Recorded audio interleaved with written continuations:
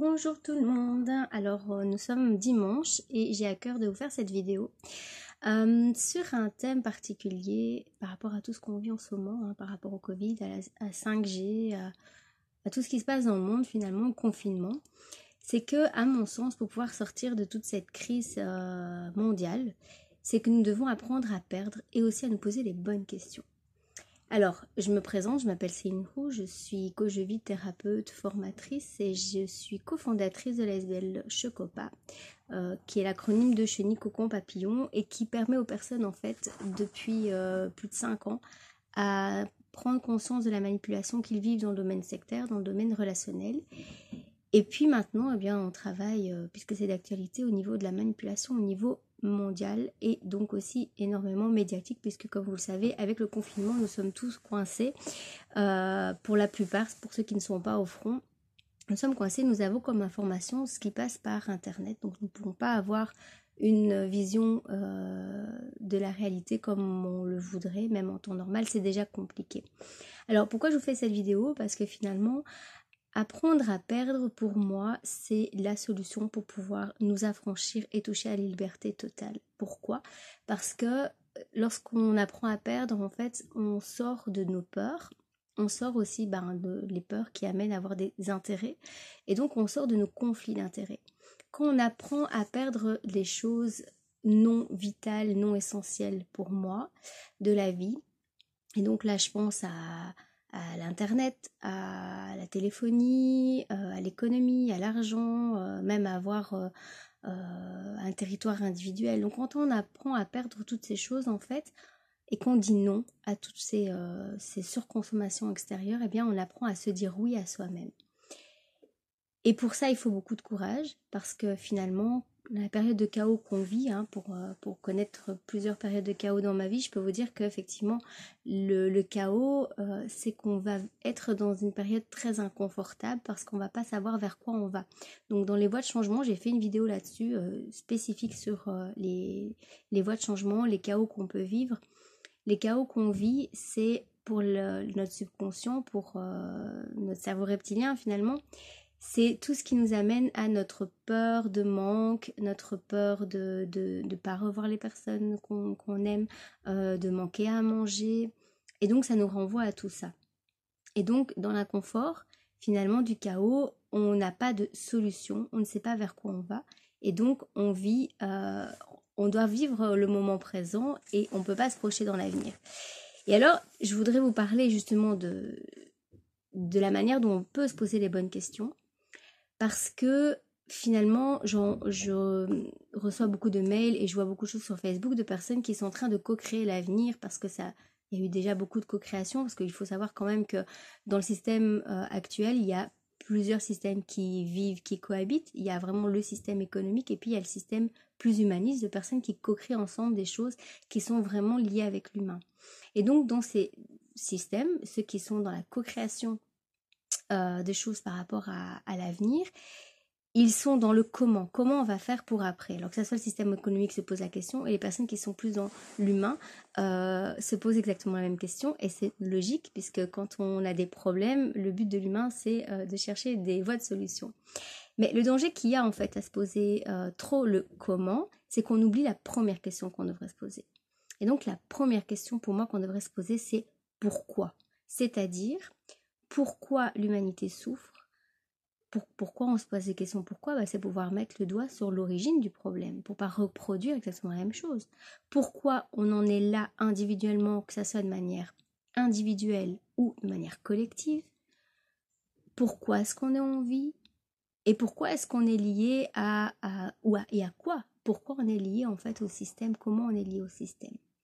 Si on arrive à se poser ces questions pourquoi et qu'on cherche vraiment de manière individuelle et collective, si on veut faire des groupes de travail pour ces questions-là, on va mettre le doigt sur les conséquences, les raisons des conséquences qu'on vit à notre époque maintenant.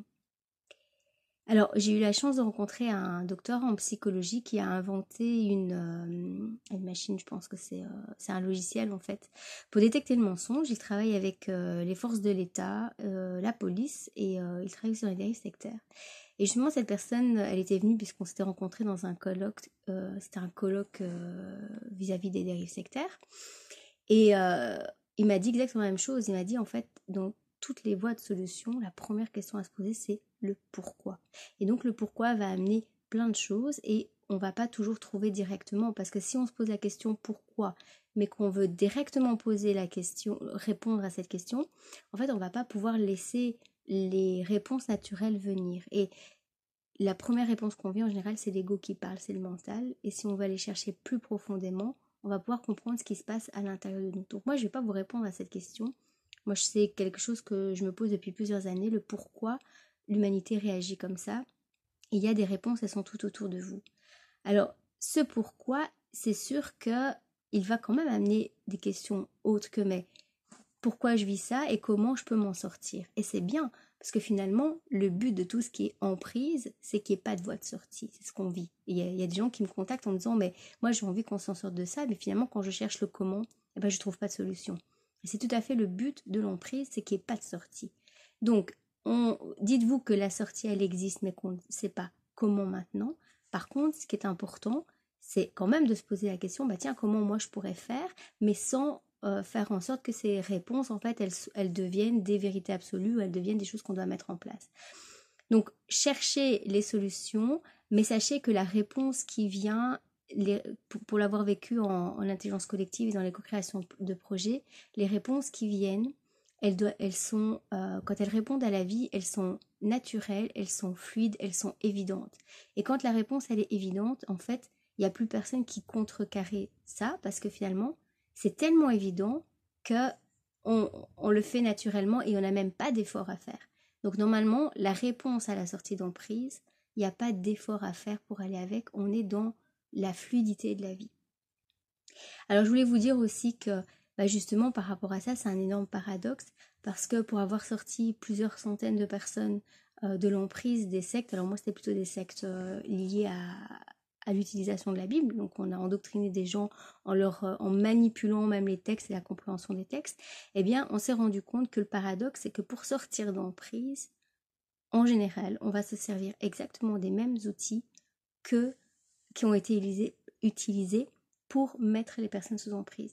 Donc nous, pour pouvoir aider les personnes à sortir de l'emprise biblique, si c'était des chrétiens et qui croyaient tout ce qu'on leur avait appris dans la Bible, on a dû déconstruire le discours. Et donc pour le déconstruire, on a dû les aider à se reconnecter à leur esprit critique et à trouver les incohérences qu'il y avait dans les propres doctrines de la religion. Et donc le paradoxe qu'on vit à notre époque, c'est exactement le même. Il me semble que pour pouvoir sortir de l'emprise de l'économie et de l'emprise de l'Internet, eh bien, on va peut-être devoir l'utiliser encore plus pour pouvoir nous en sortir, et ça me paraît tout à fait évident. Et alors, pour finir, une phrase que je trouvais vraiment intéressante qui m'est venue ce matin, c'est que pour savoir où on veut aller, une chose qu'il faut savoir, c'est ce que l'on ne veut plus. Et donc, moi, je vous encourage à pouvoir faire des colonnes ou prendre du temps, voilà, prendre une feuille de papier et d'écrire tout ce que vous voulez plus. Ça va vous permettre de voir plus clair pour savoir ce que vous voulez aller. Et donc pour finir, une dernière phrase que je vous répète, que je vous ai déjà dit, c'est que dire non à l'extérieur et à tout ce qui est surconsommation, c'est se dire oui à soi. Sur ce, bon dimanche et à bientôt.